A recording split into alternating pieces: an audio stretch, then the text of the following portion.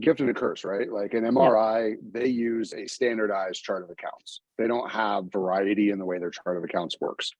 Yardi offers you variety. They're more akin to a Salesforce. So that allows those property management groups to set it up as they see, because right, that property management group may have your property and then someone else's property and someone else's. So they've standardized their chart of account so that they can look at that data in the same exact way every time. That becomes a giant pain for you when you want to look at that data.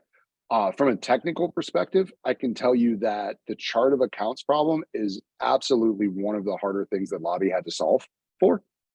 And so Lobby has the concept of I'm gonna just call it, I forget what they actually call it, so I'm gonna make something up because I'm not in marketing, don't judge it.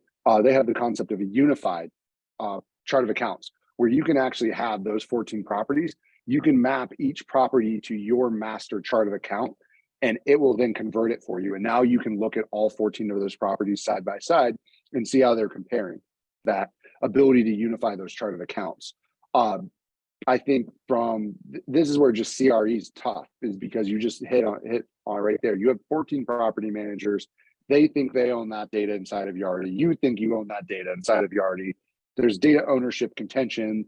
You now, when you get the data, because you're getting it from, and for lack of a better phrasing, 14 different providers of your own data, that data isn't uniform. So now you either have to spend the time cleansing it, joining it, figuring that out, or you have to go find an application that'll do that for you, right? Yeah. So like that, that's that actually, I think that the custom chart of accounts is probably more of a feature for Yardi to allow the customization, right? It's more of that like Salesforce versus a more fit like a HubSpot, right? Like less feature rich because of less customization, but honestly makes life easier unless you're a power user and that you're expecting that across the board.